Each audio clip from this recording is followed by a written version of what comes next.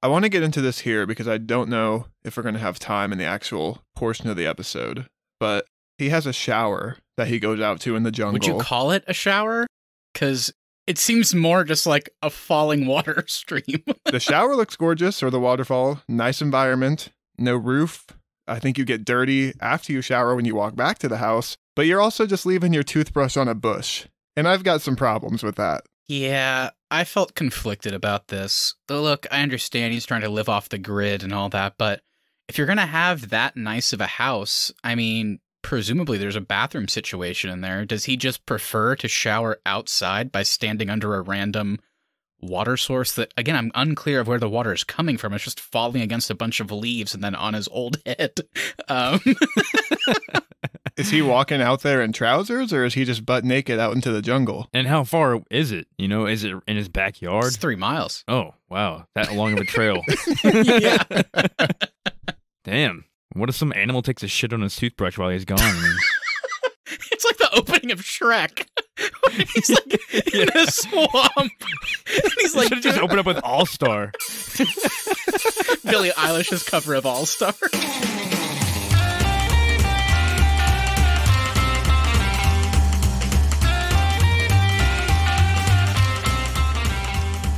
What's up, everybody? Welcome back to another episode of the Arnies. We are 3 00 agents with nothing better to do. I'm Matt Johnson, and someday I hope to be a villain with no clear motivation. I'm Keith Baker, and I have all the time in the world. And I'm Austin Terry, and I think our recent Bond titles have gotten a little too outlandish for me. Can't we just go back to the simple days of Octopussy? Those were the days, and I have to wonder in the future what titles they're going to give us because they gotta go crazy after this batch. But nonetheless, on today's show, we're returning to the world of James Bond, and it's a special occasion because not only are we finally getting to see another Daniel Craig entry to the franchise, but it marks his last.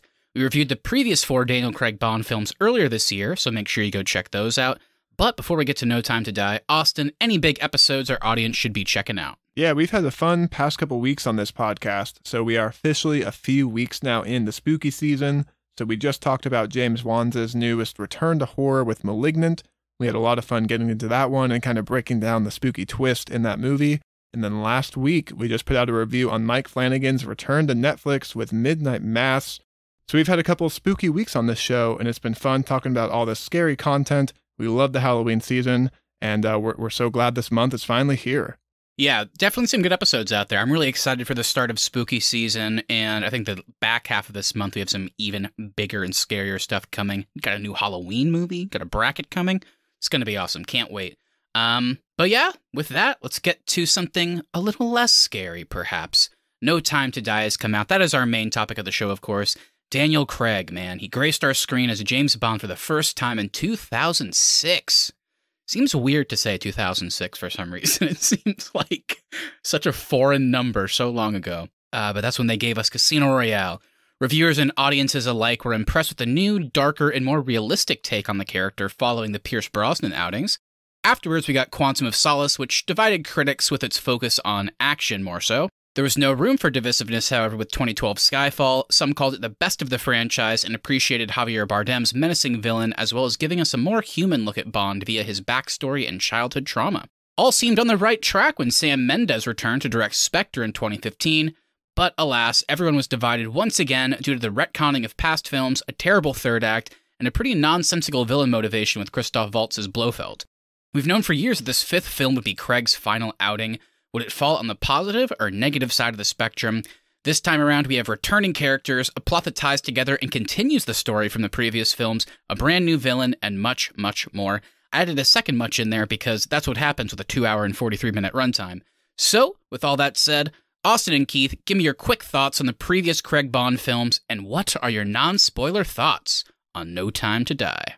Yeah, so I'm a huge fan of Daniel Craig as James Bond. He's my favorite Bond to date. I think he's so good. I think he's nailed the character so well. Skyfall will always be the highlight for me with kind of his era.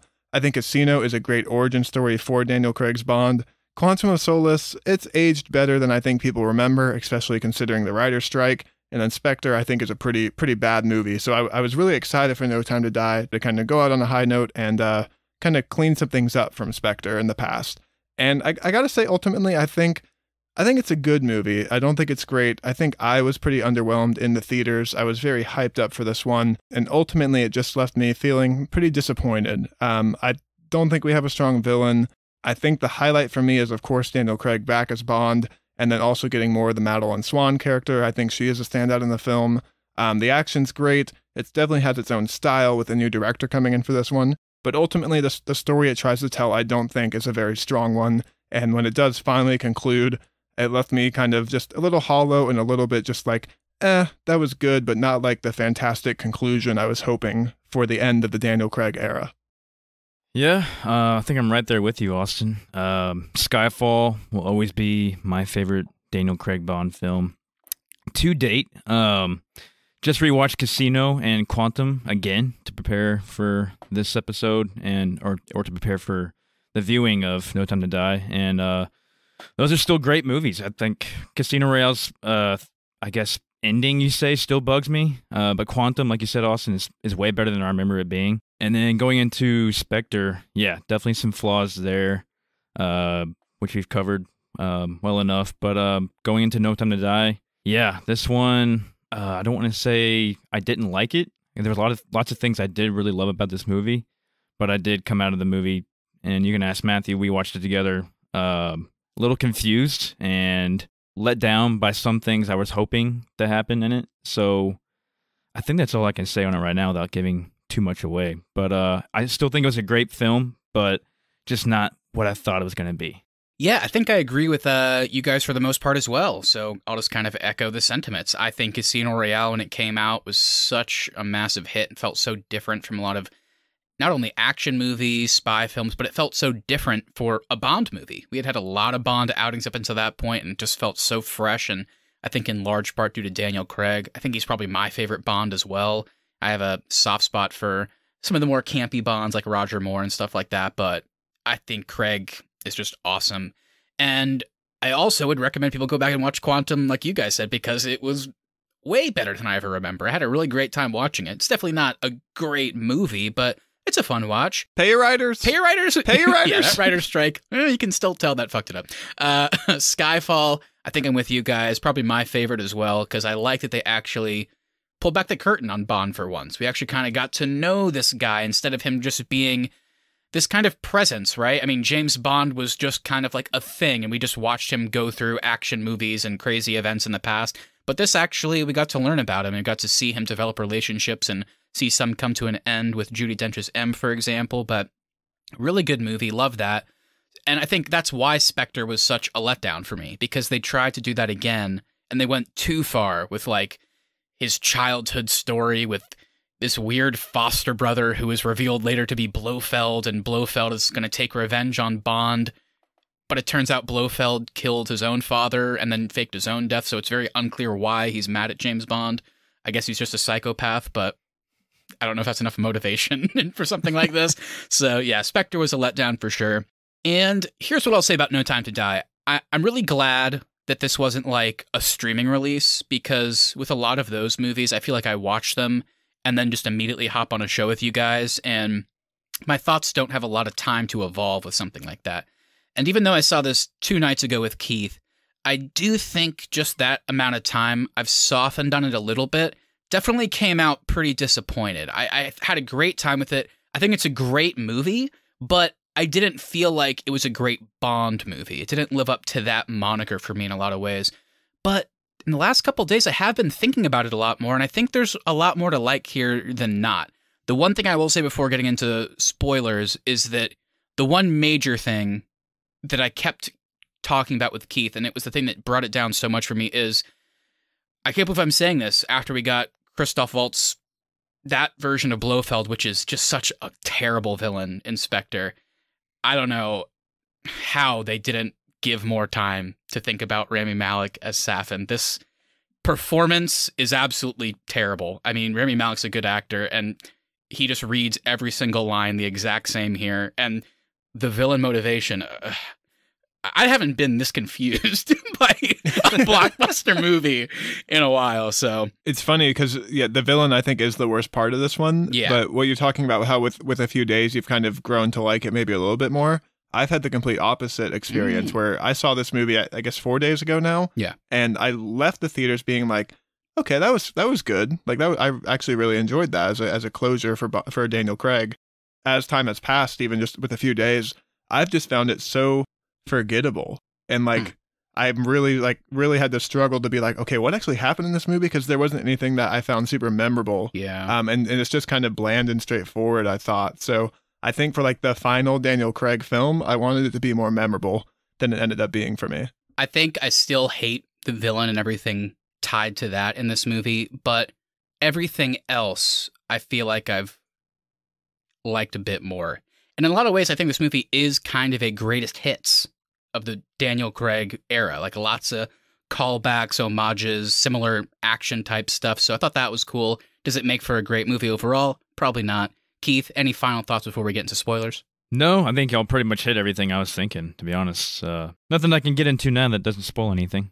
All right. Well, then, everybody, if you have not had the chance to see No Time to Die, here's your spoiler warning. If you have not seen this movie yet, I would go check it out because I think there's a lot of interesting, questionable, really cool stuff, but none of it we can really get into without dropping that warning for you and getting into full-fledged spoilers. So go check out the movie and then come on back to our episode after you've seen it. And my friends, we have a lot to talk about, a lot to break down for Daniel Craig's final outing. Let's get into it. I would wait for streaming. Don't go to the theaters. I don't know. You think so? With like the IMAX stuff? I feel like if you're going to watch this movie, maybe you should only see it in theaters. I told my dad, you might not want to see this in theaters because you won't be able to understand a word of it. He's like, shit, I'm going to need the subtitles? I said, yep. Yeah, I think you need subtitles. I do think you need subtitles. Yeah, unfortunately, they couldn't direct Rami Malek. Like, they should have just had subtitles for him, even though he's speaking English. Like, I had no idea what he was saying.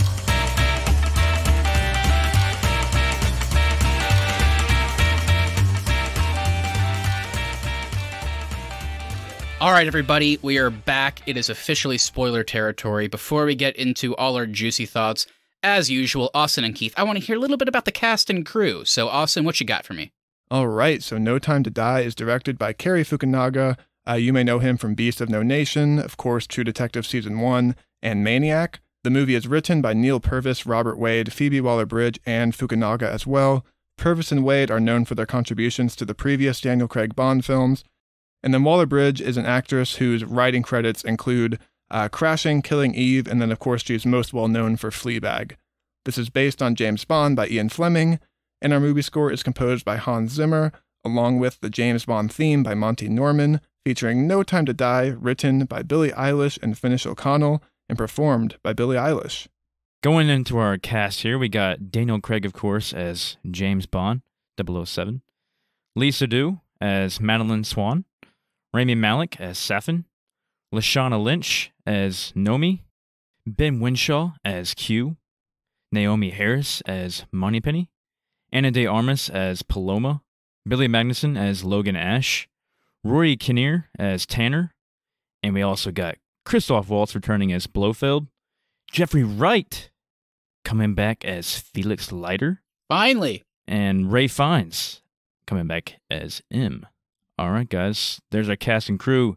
Any highlights, any negatives? I got a highlight, and that's Ana de Armas as Paloma. She's all over the marketing this movie, and she gets 8 minutes of screen time, maybe, and they're the best 8 minutes of the film.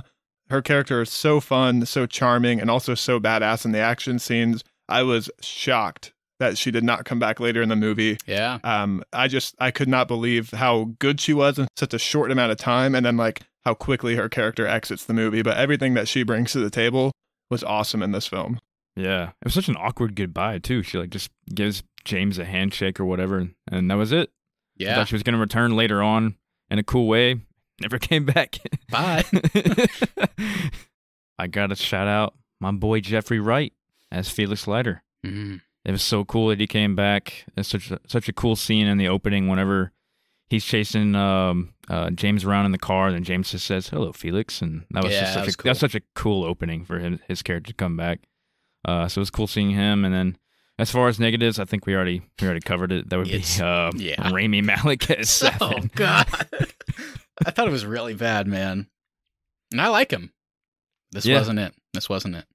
Was Jeffrey Wright a bit too laid back in his performance for you guys? I think Honestly, Austin, if you ask the writers, they would say, well, time has kind of softened him. And I would go, as an audience member, that makes sense. Also, it would have been cool to see their relationship. We haven't seen them in 12 fucking years since Quantum. Like, they act like they're brothers. I don't know their relationship really that much. I rolled my eyes so hard when he was like, I had a brother. His name was Felix. I was like, you've seen him once. You saw him one time in your career. Yeah. But I do agree with you, Keith. I did like his performance a lot, even though, yeah, it was laid back. I thought it was really fun. I'll do a cheat. I'll give one, but it includes two actors because I really surprisingly like their chemistry. So I'm going to give my highlight to, of course, Daniel Craig as James Bond. Thought he was really good in this one. But I really liked and was surprised by the direction they went with his rapport and respect, kind of, if you want to put it that way, with Lashana Lynch as a new 007. I really liked their kind of antagonistic relationship at first, but then it grows to kind of this begrudging respect where they are actually trying to help each other, even though they're kind of on opposite sides sometimes. And by the end, I really liked seeing them do action together. So I really enjoyed both of them. I also really like that they didn't go the route of like, we're going to try to outdo each other. Yeah. Like, I like that it never got to that point. Yeah. Yeah. I agree. Daniel Craig personally handpicked actress Ana de Armas to play Paloma in the Bond movie after working with her on Knives Out. It is funny, Keith, because if you go back and watch like the original trailers for No Time to Die, Ana de Armas' character is just like a quick shot of her in the trailers because she got so popular after Knives Out that because the movies were going to release so close together, she wasn't really featured in the marketing because like she wasn't a household name yet. But then Knives Out is so popular now that it's 2 years later, they tailored some of the more recent trailers to be marketed around Ana de Armas being in the movie, which I thought was pretty funny. Daniel Craig told GQ magazine there was 4 versions of the No Time to Die script that came and went before the movie started filming. Maybe they cut one of the better ones because the story did not unfold in a very interesting manner. This is the first James Bond film where James Bond is a parent. Yeah. I guess that kind of makes sense. It definitely felt like a big reveal that I thought worked for the most part. Yeah, the family aspect between him and Léa Seydoux and the kid, I think, is one of the better parts of the movie. Yeah. Because it actually felt new. Yeah. Let's talk about what the critics had to say. It's always fun to do that with the Bond movies because, as I said in the beginning, it's kind of up and down. So let's see where this one lands. The film currently has an 84% on Rotten Tomatoes, with the critical consensus being it isn't the sleekest or most daring 007 adventure, but No Time to Die concludes Daniel Craig's franchise tenure in a satisfying style. Positive reviews praise the film's style, action, and emotional moments, with some questioning if this is the best Daniel Craig has ever been as James Bond. Some highlights here include the conclusion of the film was particularly called out as critics enjoyed a focus on genuine moments as opposed to the franchise's tendency to focus on action and eye-popping set pieces. The continuity across all films was also seen as a highlight, as was the juxtaposition of an old Bond and an old M dealing with a younger era of agents and obstacles. And finally, that the supporting cast was also praised, particularly Léa Seydoux, Ana de Armas, and Lashana Lynch. The negative reviews focused on the melancholy tone of the movie, saying Craig outshines a lackluster script and story. They found the movie predictable, the Bond cliches uninspiring, and the overall film underwhelming. Rami Malek's performance is called hammy and, quote, unfortunately very bad by multiple critics. We're just shitting on Rami Malek, and even the critics are. I love it. He deserves it, man. I watched a review where they said, yeah, man, the villain, definitely the weakest part of the movie. I was like, I definitely agree. And then they were like, but man, Rami Malek really tried. I mean, he had such great line delivery and like, he did what he could. And I was like, which line are they talking about? Was it the part where he was like, hello, James? Or was it the other line where he was like, hello, Madeline? It's awful. Anyway. The movie was viewed as too long, with some of the positive reviews even taking time to mention the runtime as a negative as well. The plot was jumbled at times, according to others, and said that multiple villains does not do the story any favors. Yeah, this is an interesting one. What do you guys think? Are there any major positives or negatives there that stood out to you as something that you agreed with or disagreed with? I certainly agree, I think for the first time, with all the negatives that they've said about the film. It's underwhelming, the villains suck, it's way too long. Even as somebody that loves Bond, I still was sitting in the theater like, oh, we are really, really dragging this one out, aren't we? Yeah, I agree with everything you just said there, Austin, as far as the negatives. As far as the positives, yeah, I can agree that the supporting cast was very good. We already mentioned it with Ana de Armas and Lashana Lynch as Nomi. So, yeah, I think they're right on point there. And the action is really good. We haven't really called that out yet, but the action's great in this one. Yeah, we'll talk about that more for sure. I'll actually take Austin's point one step further. I actually agree with everything that was said. All of the positives I agree with. I thought the conclusion was different and surprising. And after a couple days of thinking about it, I think I actually really liked it. The continuity is something that we don't get with past Bond films. I thought that was cool. The supporting cast was awesome. But then, yeah, on the flip side, the negatives, definitely agree. Thought it was weird how many villains there were. It felt like way too many. The plot, of course, was jumbled and extremely confusing at times. And Rami Malek, again, I like the guy, not trying to make this the shit on Rami show, but I thought it was very bad. So, yeah, I agree with kind of everything there. Unfortunately bad. Oh, sorry. Yeah, it was unfortunately very bad. All right. So we've kind of talked a lot about our thoughts on the movie, but I think in order to get down to the nitty-gritty, we're going to have to open this up for a free-form discussion. And let's really get into it, guys. Let's figure out why we were a little bit down on this movie. Maybe talking through it, we'll find some things that we like less, but maybe we'll come out feeling a little bit better about it. Who the hell knows? Who wants to start us off today? I'll start us off with one of my positives, which is I think this film had a really strong beginning.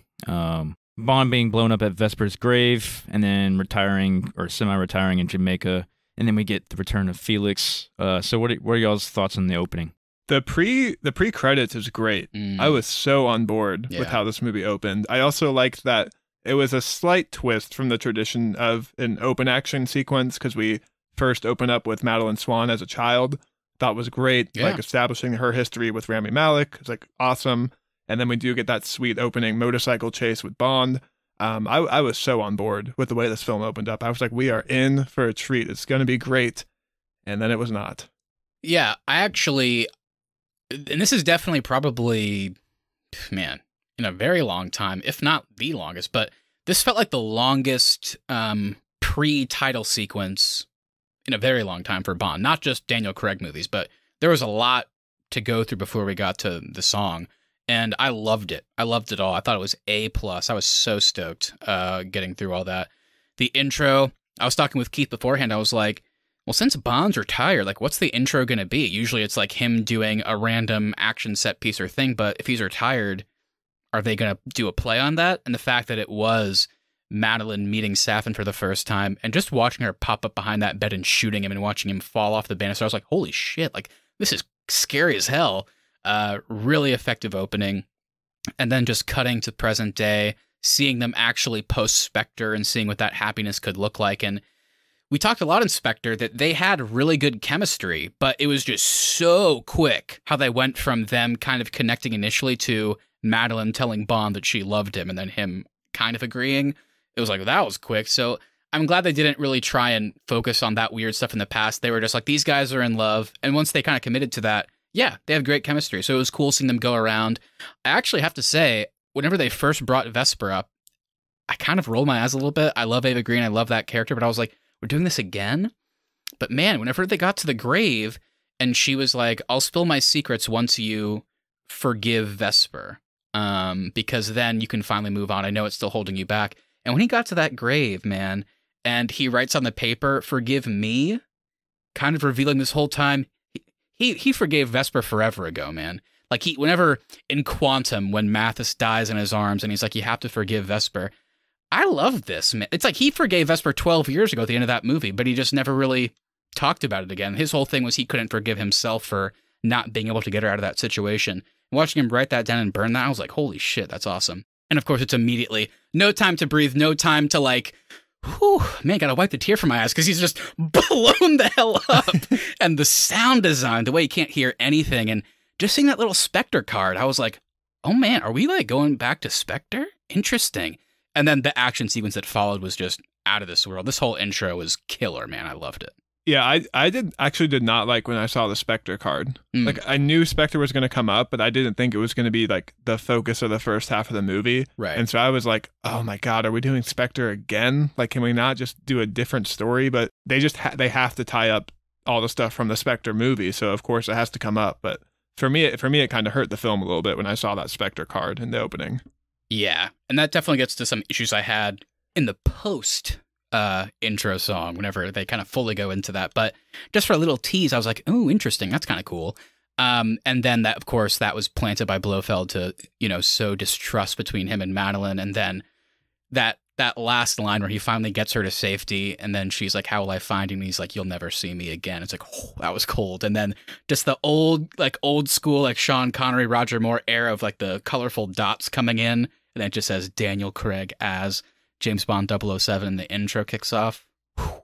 Yeah. That was good stuff. It was good. I love Madeline and James Bond's chemistry as well in both Spectre and this film. I think it's so good. I actually wasn't very happy that she exits the film, though, for like the entire first act and kind of midway through the second act. I was hoping to see more of them interacting together in this film, since they are like a couple to start out. Like, I was hoping she was kind of going to be paired with him for the majority of the movie.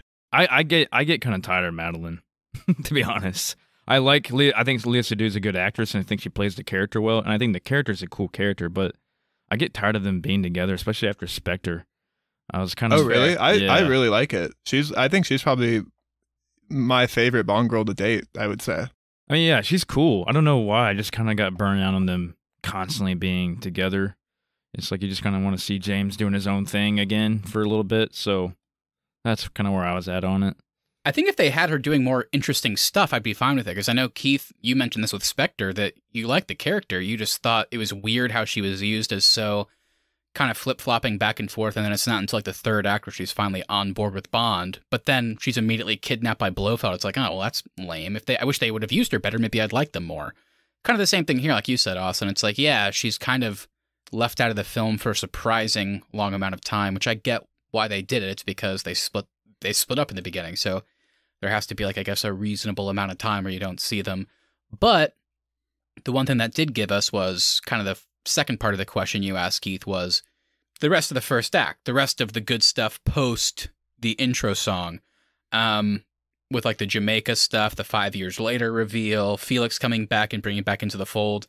I know, Austin, you kind of teased that you didn't love that the first half of the movie kind of went back to Blofeld and Spectre stuff, but what about the rest of it surrounding? Keith, what do you think? Because you brought up the question, and it was a pretty cool sequence. I like seeing Felix back, and that was kind of the impetus for him coming back as Bond. Oh, yeah. It was badass. I knew Felix was going to be returning, but I did not know they were going to introduce him in that kind of way. I thought it was just some bad guy chasing Bond again, and it was just cool how Bond just stopped and just said, hello, Felix. Yeah, I just thought it was a cool setting. What did you guys think about the whole 5 years later thing? Do you think that was like too long or too short? Or just right amount of time? I was not expecting the time jump. Yeah. So yeah, it surprised me. Yeah.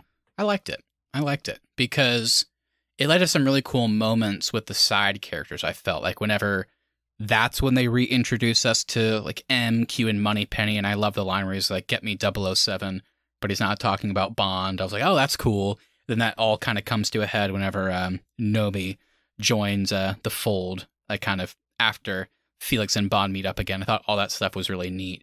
I definitely didn't expect the time jump either, but without it, you don't get the cool daughter stuff later. It kind of feels a bit more, I think, important whenever he reunites with Madeline in a romantic way. So I think it actually ended up being a good call. So of course we talked about how much we loved Ana de Armas as Paloma, but what about the rest of the sequence? Because this is kind of a classic thing where I think there's so much cool here, but it's just every time there's a cool shot or a cool action moment or just a cool piece of dialogue, it's always offset by something weird. The fact that Felix is like, hey, you got to get this MI6 scientist. He has a lead on Project Heracles, which is the whole nanobot thing I'm sure we'll get into, Safin's big plan. And there, he might be hiding out at Blofeld's birthday party. And it's like, and James is like, Blofeld, he's in prison. And it's like, well, did you think, James, that maybe he might have a friend with a bionic eye that he could sit in a prison cell and look through? And it's like, oh, I didn't. It's like, yeah, because who the fuck to make would? Sure they're celebrating his birthday properly. Yeah. And I thought that was so fucking stupid. But then when it gets to the moment of the light shining in on James's face and he's kind of caught and he and Blofeld are talking again, and then they kind of reverse engineer the thing so it kills all the Spectre members, I was like, okay, it's getting pretty cool again. And then the action sequence that followed was really cool. So it was just a weird thing in my head that was making me laugh. Like, we are actually seeing an action scene at Blofeld's birthday party. Bond as a franchise has always had that goofy element to it. Yeah. And this is the goofiest, I would say, of the Craig Bond movies. And I thought For they sure. balanced it pretty well, actually. Definitely the most gadgets we've seen out of the Craig era. And I was surprised how much it worked, because think about Casino Royale, how grounded we started. And I think they kind of ramped up to it pretty believably. And I actually kind of like the goofiness and the use of the gadgets here, because I'd never expected we would see that from the Craig Bond. I do have an issue with that EMP watch, though. Whenever he presses that button, it should fry his communication to Q, but it still works.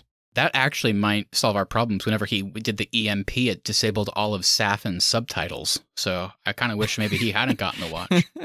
It also disabled the vocal box, apparently, in his throat because you can't hear him. Yeah, exactly.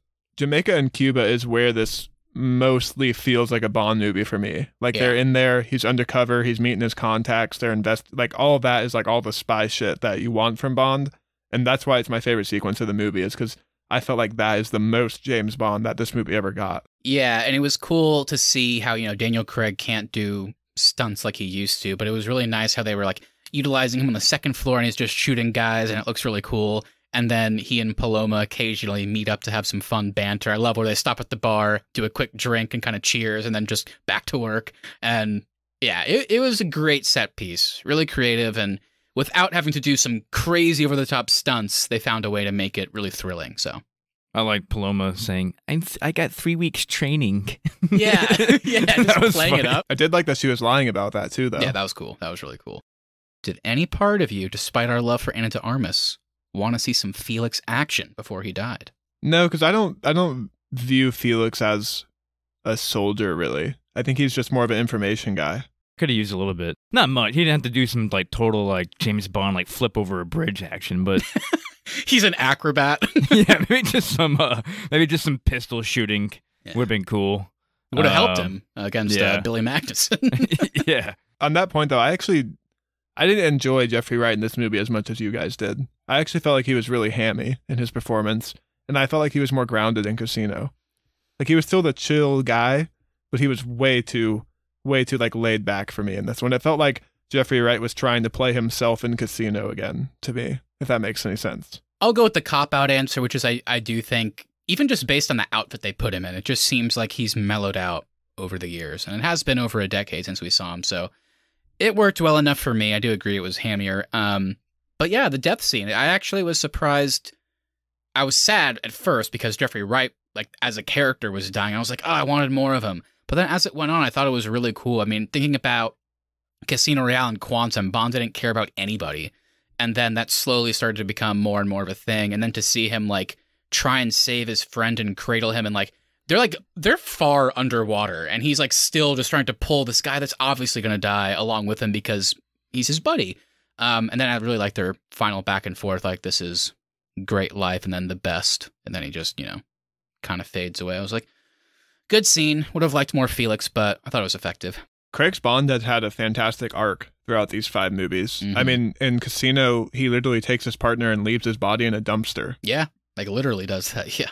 So let's kind of move on from the intro and talk about the full scope of the film now. And let's get into the action. Any standout set pieces for you guys in this film? I thought the action was fantastic in our 5th outing. Yeah. I mentioned earlier the whole bridge scene with the car and the motorcycle coming at him at the same time and him flipping off with the rope. That was really awesome. cool. That motorcycle jump, I know you see it in the trailers, but that jump up the steep rampway was so cool to see the long shot in the Yeah. movie. Yeah, I'll shout out one that at first I was like, oh man, this sucks. I think I may have even turned to Keith like, is this really like, this is a Bond action scene?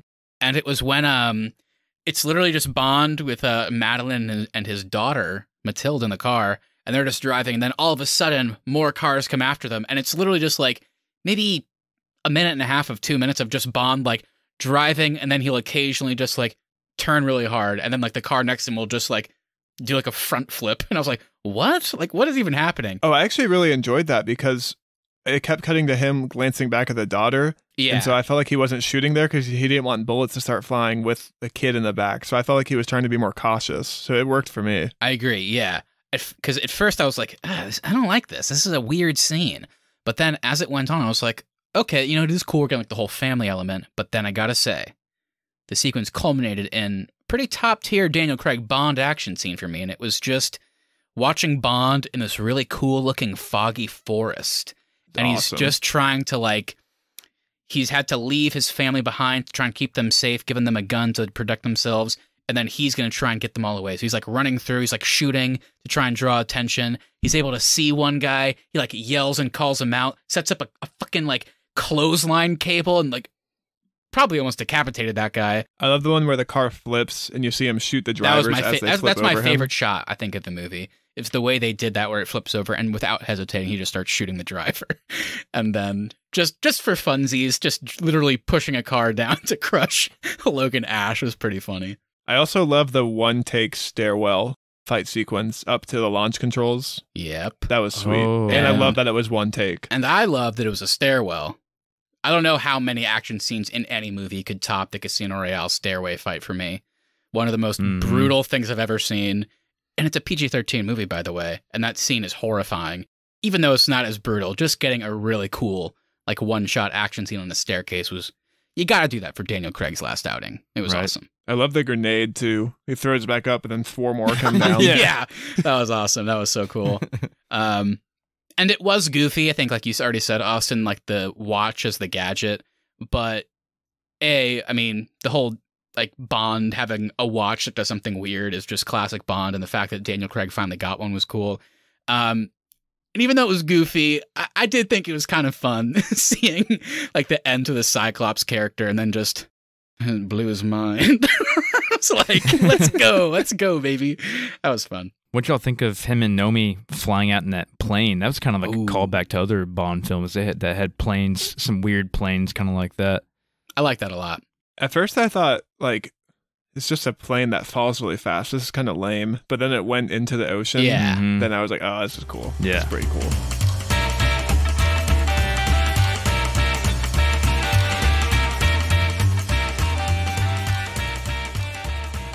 I want to go back to Madeline really quick, just because they kept teasing her big secret. She's got a secret that's going to kill you. And I genuinely don't know what it is. What is Madeline's secret? I have no idea. Is it just that she knows Remy Malek? I don't know. You're not being hyperbolic there, Austin. Blofeld literally tells James, and when her secret comes out, it'll be the death of you. And I was like, oh shit, that's interesting. And I guess her only secret is that she has a daughter. Oh, is that it? Yeah, but it didn't. How would kill he know him. that? I don't know. Maybe he didn't. If that's not the secret, then I don't know if there is one. He knows everything. He's Blofeld. And it's his birthday. He knows. I know everything. It's my birthday, James.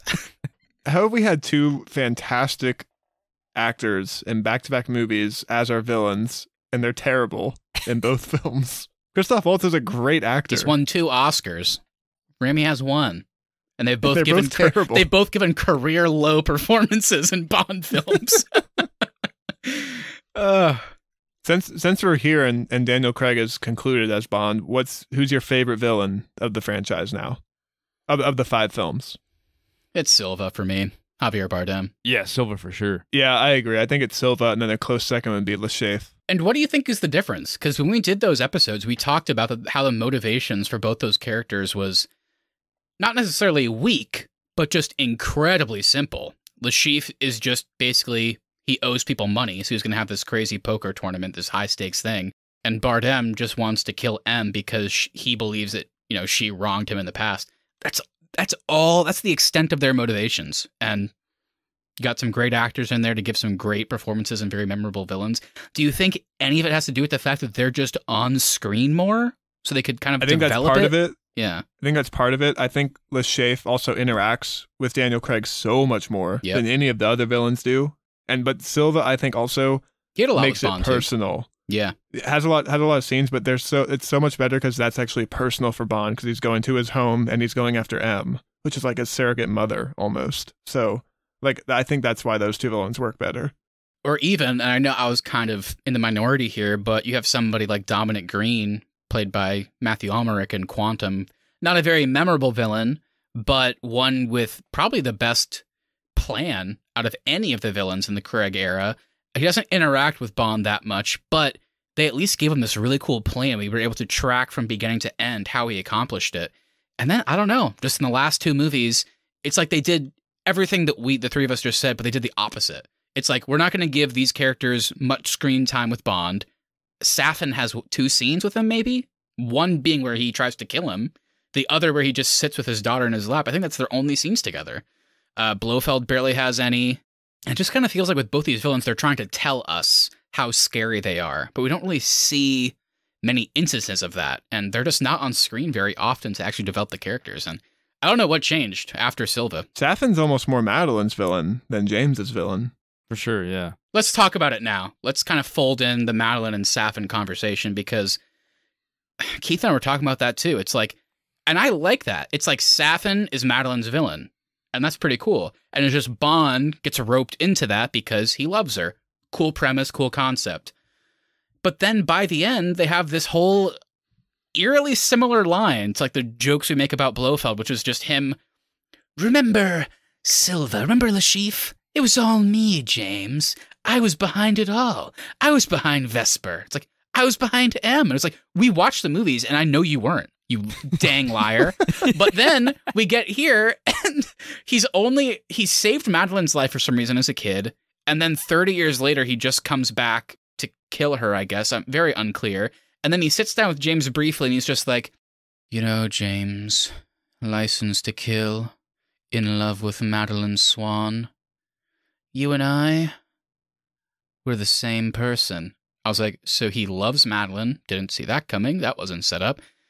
License to Kill, not sure. He has a bunch of nanobots, and he's just going to kill millions and do world domination. Not sure how that's similar. I don't know what's happening here. It's like, it's Madeline's villain, and then at the end, I guess he wants to kill James. Maybe not. I just don't know. Like, what was your read on any of this?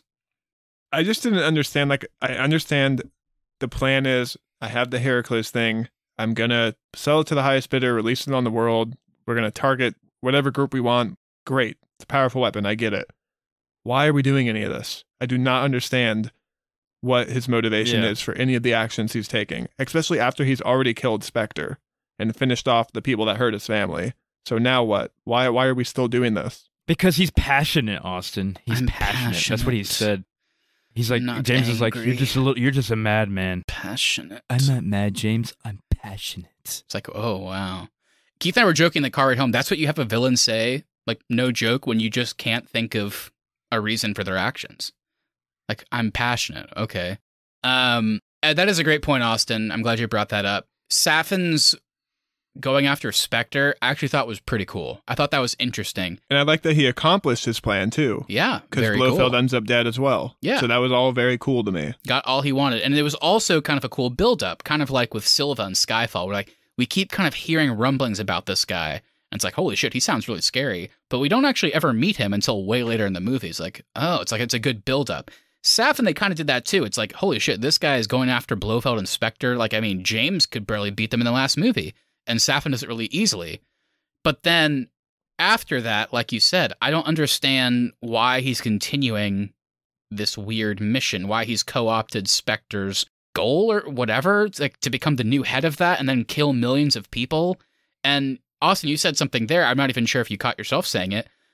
Why is Safin not doing this? Why is he trying to sell this to the highest bidder? Why is he trying to sell this? Isn't he the one that wants to use it? And he's on an island with missile silos. Yeah, and at one so point... he can launch it if he wants. And at one point, he leaves, right? He and his, like, soldiers just start walking out. It's like, the bidders are here, we have to go sell it.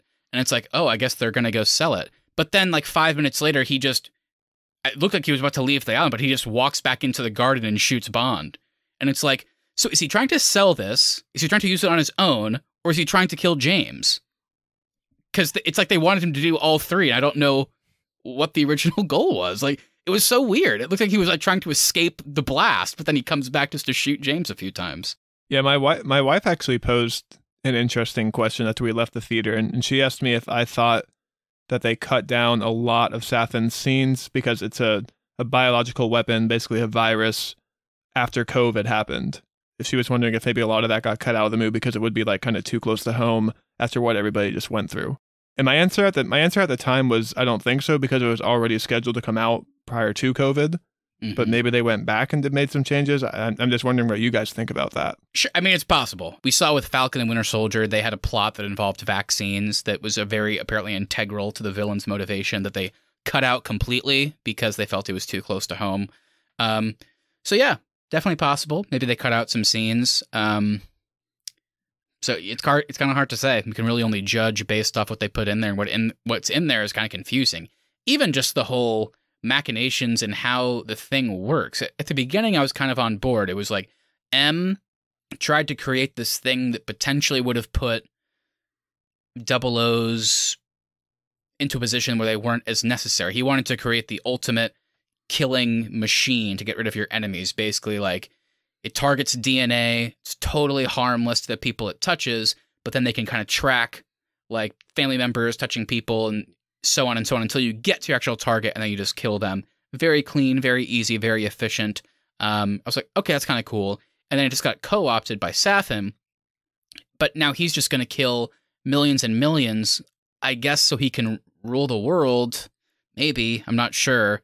I know at one point he has a line where he's like, we're going to push humanity into the next stage.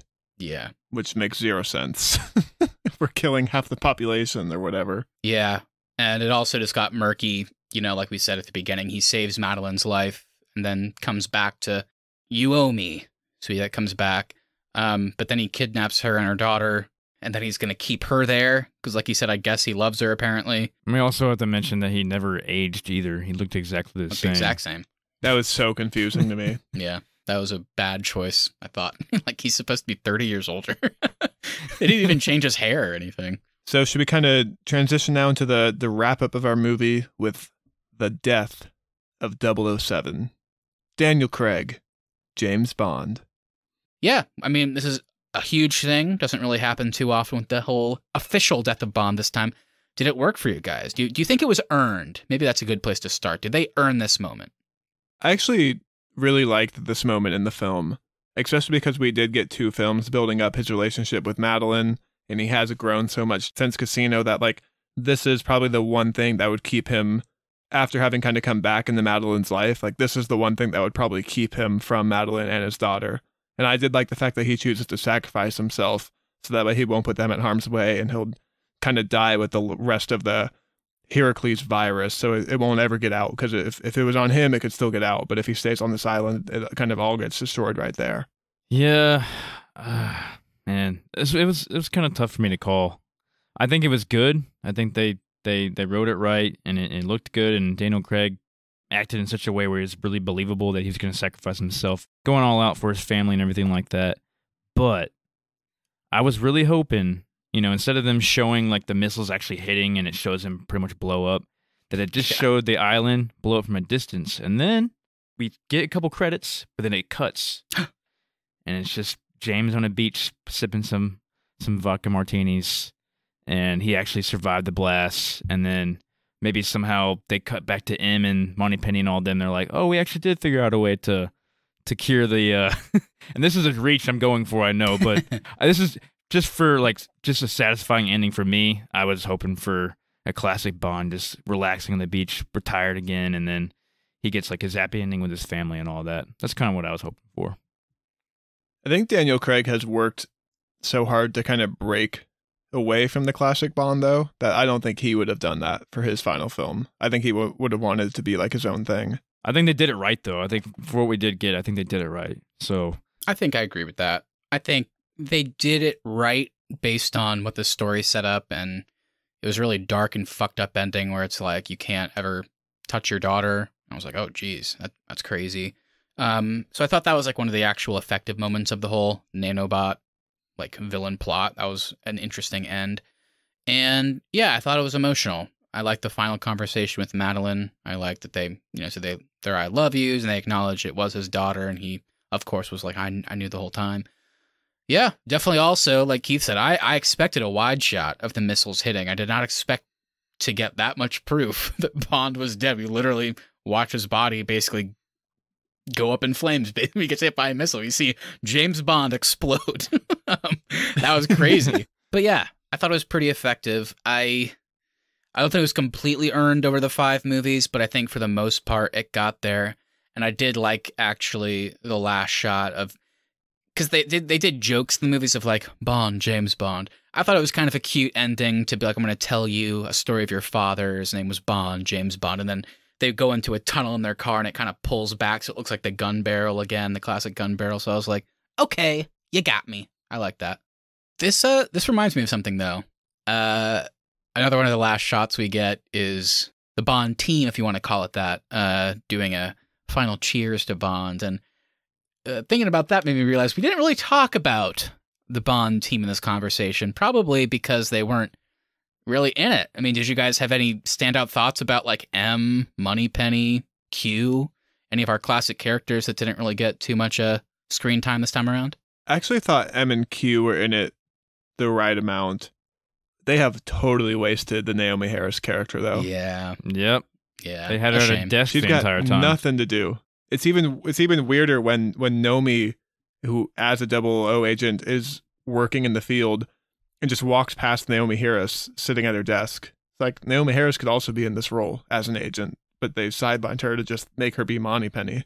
Yeah, because it's like Moneypenny is just a secretary in like the lore. So That's it's like such she an has to outdated be part. Yeah, it's a weird role. They clearly didn't have much for her to do.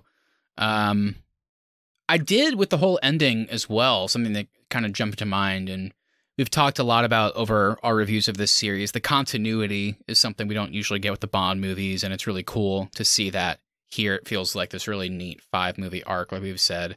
And even like the stuff like the Spectre inclusions, while it's not super well handled, it is cool to see it carry over from the last movie in ways we didn't expect. And the death of Blofeld was also crazy, just seeing him slump over like a weird looking guy, slumped over as he dies. Was like, oh wow, I didn't expect that. Kind of goofy looking too.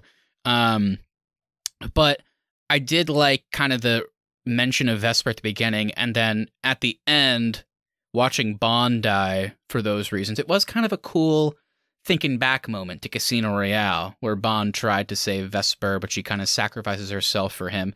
Obviously, they're not family, but they love each other. It was cool to see, like 4 movies later, Bond sacrificing himself in like an unwinnable situation for his family and loved ones, Never expected to see Daniel Craig's version of Bond do that, but I liked how it made me think back to that sacrifice at the end of the first movie. Maybe when they rebuild Vesper's grave, they'll just throw James in there too. Throw him in. They just like shove him in.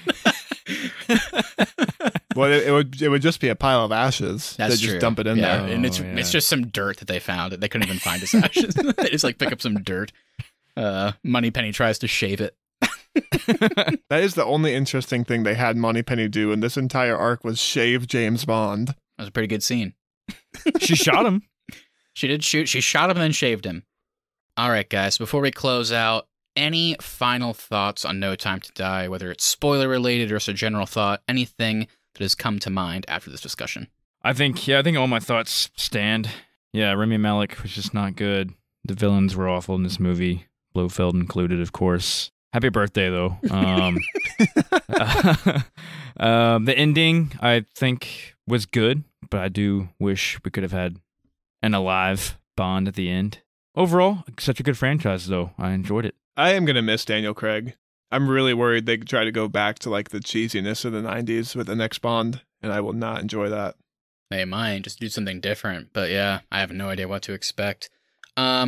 Yeah, I think, what, after this conversation, I think I might even be more solidified where I was at the beginning. I just feel like the first act is so awesome, and then I really like the ending, and then most of the third act, besides the villain stuff, I thought was really cool. Second act was long as hell, but lots of cool action in there, some great emotional moments with Madeline and Bond in particular. So I think, honestly, what it comes down to is I really, really like this movie. I just think anytime they put in a villain, whether it be Blofeld or Safin, and then kind of try to develop their motivation, I think it was terrible. And then the whole nanobot MacGuffin and just the way that worked left me a little bit confused at times. So really like the movie, but the villain stuff just to simplify it, I think is pretty bad. And it does, unfortunately, like Austin said, it kind of, Bond and the villain are so intrinsically tied. If you have a really bad villain, it does bring down the enjoyment of the movie quite a bit. Do you have an actor in mind for our next James Bond? Mine is somebody who can never be cast because he's not British, but I think Joel Kinnaman would be a fantastic Bond. Ooh. As we He know, does look like a Bond I like for Joel sure. Kinnaman. It's a tough one, man. I mean, people have been saying for years, Idris Elba. I would have loved that, but now, I mean, even he's probably as old as Daniel Craig. I don't know if he would want to start a franchise now. Still would be cool. Henry Cavill, as we said, was almost cast as Bond when Daniel Craig was. He came out recently and said he wants to be a villain, too. I think I'd rather see that. I feel like that would be more interesting. I'm going to throw someone out there that I feel like I've liked him in everything I've seen him in. Really solid actor, very charismatic, and I think they could use him to kind of not go full 90s cheese, like Austin said. You could have some really cool action with him.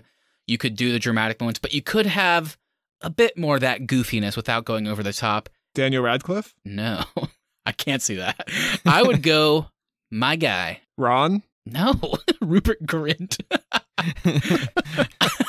I'm going to go John Boyega. Ooh, I like that. That would be good, I think. Keith doesn't like John Boyega, though. You know? I don't like Finn. I don't know. I yeah. haven't seen John Boyega anything else, so I can't really say whether I like him or not.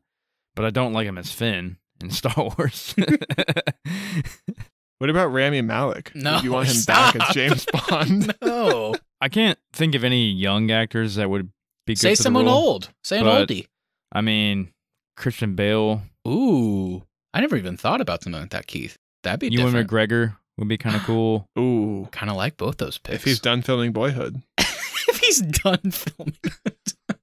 The 20th year for Boyhood. Yeah, they're still doing Richard Linklater comes out with another 12 years for Boyhood.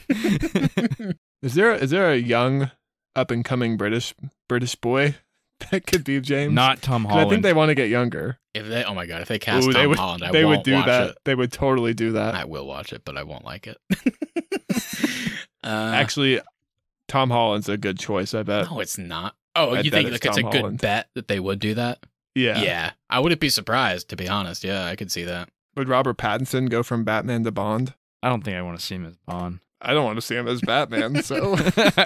All right, guys, we are very passionate about our Bond rankings. And I don't know. I mean, I know we aren't as high on this one as everybody else. Everybody's calling No Time to Die a masterpiece, apparently, which seems a bit hyperbolic in my opinion. But let's refer back to how we ranked the previous 4 films. So, myself and Austin ranked them as Skyfall number 1, Casino Royale's number 2, Quantum of Solace as number 3, and Spectre as number 4. Keith was kind of similar, just had a tie in there instead.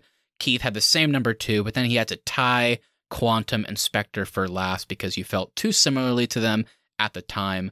So guys, with that in mind, where does No Time to Die rank in here? I think I'll go Skyfall, of course, at number 1, then Casino, No Time to Die, Quantum of Solace, and Spectre. Skyfall number 1, of course. Number 2, Casino. I think I'll put number 3, Quantum of Solace.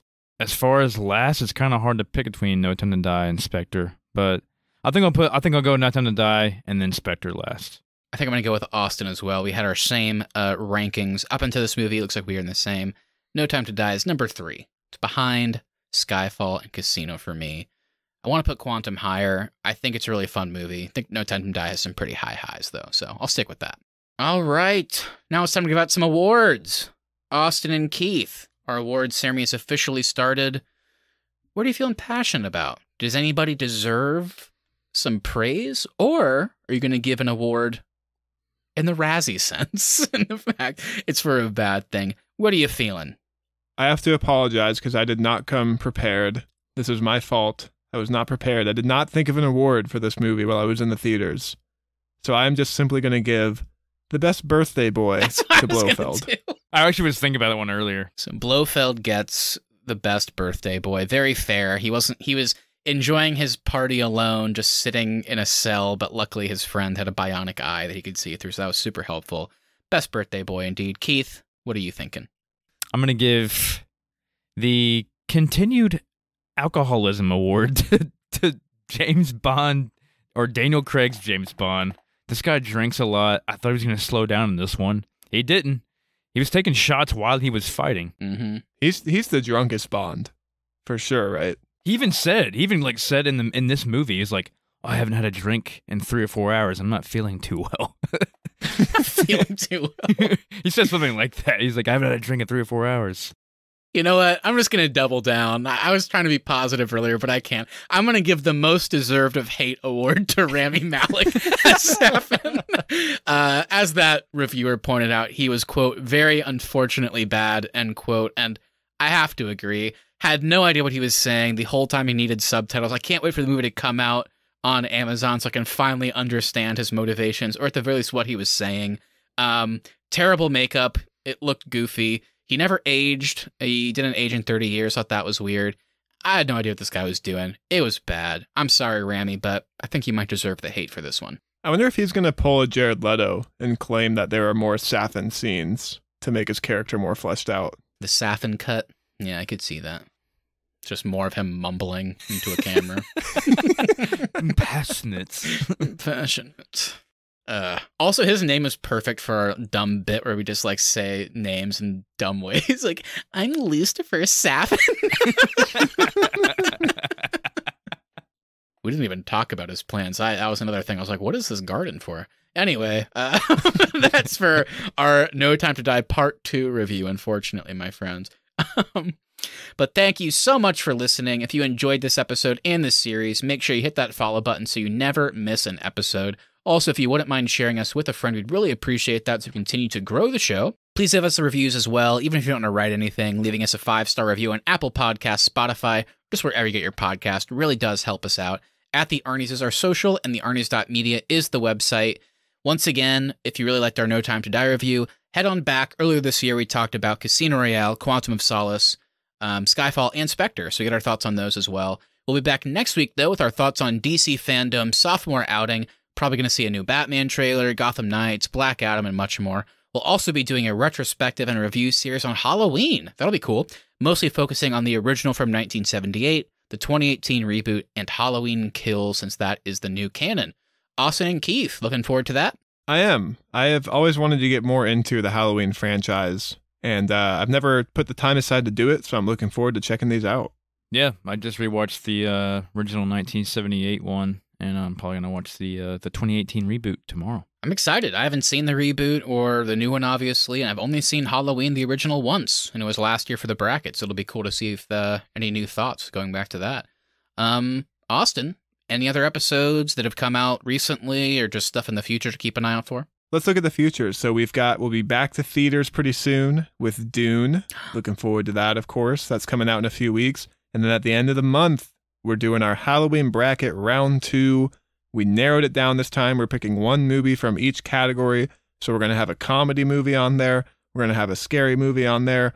We're going to have a classic movie on there. And we're going to have a kids movie on there as well. We're going to run through those 4 wings of the bracket and pick definitively the best Halloween movie for 2021.